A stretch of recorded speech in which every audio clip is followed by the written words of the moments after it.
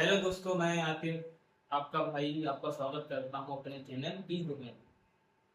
कल हम लोगों ने एक वीडियो देखी जिसमें हम लोगों ने क्लास 10 की मैथ का जो पहला चैप्टर है वास्तविक संख्याएं, तो वास्तविक संख्याओं के बारे में हम लोगों ने बात करी थी। इन लोगों ने वास्तविक संख्याएं क्या होती हैं इनके बारे में जाना है।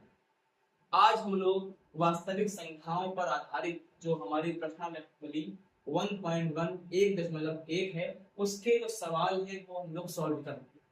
तो प्रश्नावली 1.1 में जो सबसे पहला सवाल है वो आप लोग देख सकते हैं क्या है कि निम्नलिखित संख्याओं को अभाज्य गुणनखंड के रूप में व्यक्त कीजिए। यानी हमें कुछ संख्याएं दी जाती हैं और क्या कहा जाता है कि आप उस संख्या को क्या करो, उनके अभाज्य गुणनखंड निकाल के हमें दे दीजिए। तो हमें इस सवाल से एक बात ये पता चली कि अभाज्य गुणनखंड क्या होते हैं, पहले तो हमें ये जानना। तो सबसे पहले हम लोग देखते हैं कि अभाज्य संख्या क्या होती है, उसके बाद हम लोग बात करेंगे अभाज्य गुणनखंड। तो अभाज्य संख्या क्या है ये हम समझ लेते हैं। अभाज्य संख्या, तो कल हम लोगों ने जब संख्याएं पढ़ी थी उसमें हम लोगों ने ये संख्याएं नहीं पढ़ी थी। तो अभाज्य और भाज्य दो तरीके की संख्याएं होती हैं।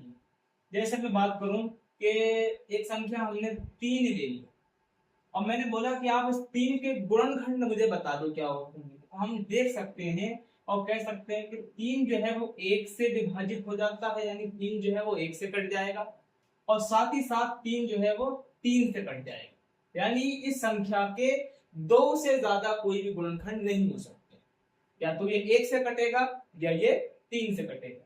इसी तरीके से हम लोग बात कर लेते हैं 5 की।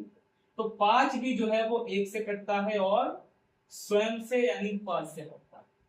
इसी तरीके से हम लोग बात कर लेते हैं 2 की। तो 2 जो है वो 1 से कटेगा या फिर 2 से कटेगा। यानी ऐसी संख्याएं जो या तो 1 से विभाजित होती हैं या वो खुद से स्वयं से विभाजित होती है, कट जाती हैं, उन्हीं को हम लोग क्या बोलते हैं, अभाज्य संख्या।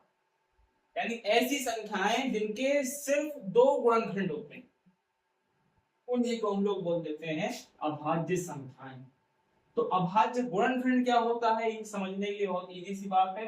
यानी कोई भी एक संख्या आप उठा लीजिए, उसमें जो उसके अभाज्य गुणनखंड होंगे, यानी ऐसे गुणनखंड जो अभाज्य संख्या होंगी, उसी को ही हम लोग क्या बोल सकते हैं, अभाज्य गुणनखंड बोल सकते हैं। तो चलिए मैं पहला सवाल आपको करके दिखाता हूं। हमें एक संख्या दी गई है 156, हमें इसके अभाज्य गुणनखंड निकालना। तो हम इस तरीके से क्या करते हैं, एक लाइन खींचते हैं और एक लाइन इस तरीके से खींचते हैं। अब आपको इसे विभाजित करना है। तो हम लोग जानते हैं, बचपन से पढ़ते चले आ रहे हैं कि सबसे पहले हम 2 से भाग करके देखते हैं। तो सबसे पहले हम 2 से भाग करते हैं, तो 2 का पारा 15 में पढ़ेंगे तो 2 सत्ते 14। यहां से एक बचेगा वो इधर आ जाएगा असल में, तो हो जाएगा वो आपका 16। तो 2 का पारा हम 16 में पढ़ेंगे तो 2 अट्ठे 16। फिर हम लोग 78 को काटेंगे 2 से, तो 2 3 6, एक यहां से बचा, ये हो गया आपका 18, 2 नीम 18। अब आप लोग देख सकते हैं कि यहाँ पे 9 आ गया। अब ये संख्या जो है वो 2 से नहीं कटेगी, तो हम 2 के बाद 3 से भाग करेंगे, 3 एकम 3 और 9 में भाग करेंगे 3 तिया 9। फिर हमें प्राप्त हो जाता है 13, तो 13 को भाग हम कर देंगे 13 से, 13 एकम 13। अब 156 के अभाज्य गुणनखंड क्या होंगे, जो आपको ये दिखाएंगे, 2 ये 2 ये 3 ये 13। यहाँ पे जो हमारी संख्या निकल के आती है उन्हीं को ही हम लोग इस तरीके से गुणा के रूप में लिख देते हैं। 2 2 बार है तो हम 2 की घात लगा सकते हैं, 2 की घात 2 गुणा 3 गुणा 13। ये जो निकल के आए हैं ये हमारे हैं अभाज्य गुणनखंड। किसके अभाज्य गुणनखंड, 156। अब हम अगली संख्या देख लेते हैं। हमारा अगला जो सवाल है कितना है, 3825। इसके हम लोग गुणनखंड निकाल लेते हैं। तो 3825 के हम गुणनखंड निकालेंगे। आपको एक नियम बचपन में पढ़ाया गया होगा कि जिस संख्या के इकाई के स्थान पर 5 होता है वो 5 से ही करती है। तो हम लोग भाग कर लेते हैं। 5 का पहाड़ा हम लोग 38 में पढ़ेंगे, तो 5 सत्ते कितना होता है, 35। यहाँ से 3 बचा, ये 32 हो गया। अब 5 का पहाड़ा 32 में पढ़ेंगे तो 5 छक्का 30, यहाँ बचा 2, ये 25 हो गया।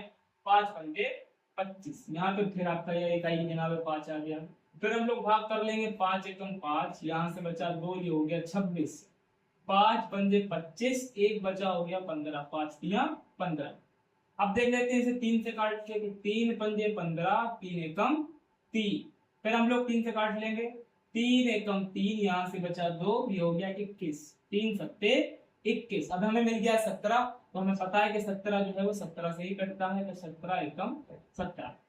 अब इसके गुणनखंड क्या हो जाएंगे, अब भाज्य गुणनखंड तो हम लोग अभी पीछे जैसे निकाला था यहाँ पे भी निकाल लेंगे। जो ये संख्या आती है इसे गुणा के रूप में लिख दिया जाता है, ये तो हो जाएगा आपका 5 गुणा 5 गुणा 3 गुणा 3 गुणा 17।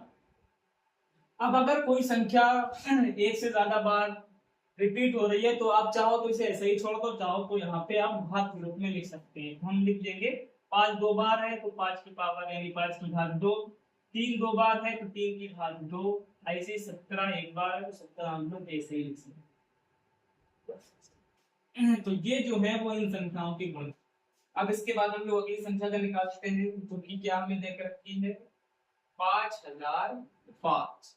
थोड़ा सा आसान है इसका, हम लोग क्या करेंगे 5005 का गुणनखंड निकालने के लिए सबसे पहले इसे 5 से भाग कर देंगे, तो 5 एकम 5, 2 0 हो गया, फिर घंटे। अब हमें ये देखना है कि ये संख्या जो है वो किससे कटेगी, किससे विभाजित होगी।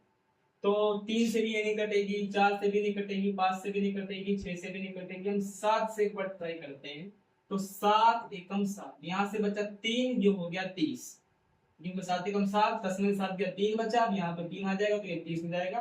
तो 7 चौक 28, यहाँ से बचेगा 2, ये 21 हो जाएगा, 7 तिया 21। तो हम लोग इसे भाग करते हैं 3 143 जो है वो 2 से भी नहीं कटेगा, 3 से भी नहीं कटेगा, तो इनको हम भाग करेंगे 11 से। तो 11 कम 11, यहाँ से बचेगा 3, ये हो जाएगा 33, 11 तिया 33। फिर हम यहाँ पे बचा हमारे पास 13, तो 13 एकम 13। अब इसके गुणा भाज्य गुणनखंड क्या हो जाएंगे 5005 के 5 गुणा 7 गुणा 11 गुणा 13। चलिए हम अगली संख्या जो हमें देख के रखी है 7429, इसे भाग करते हैं।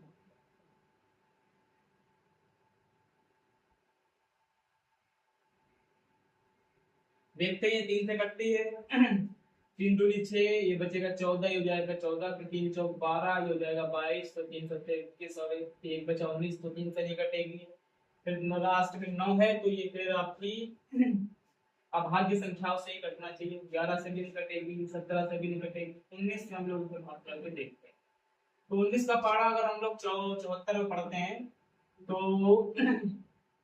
19 दूनी 38, 19 तिया 57, 3 बार जाएगा, यहाँ से बचेगा आपका 74 में से 57 गए तो 17, ये गया आपका 60, ये और अब जाएगा आपका 105 का 19 होता है 171, यहाँ से आपका बचेगा 1, हो जाएगा 19, 19 एकम 19।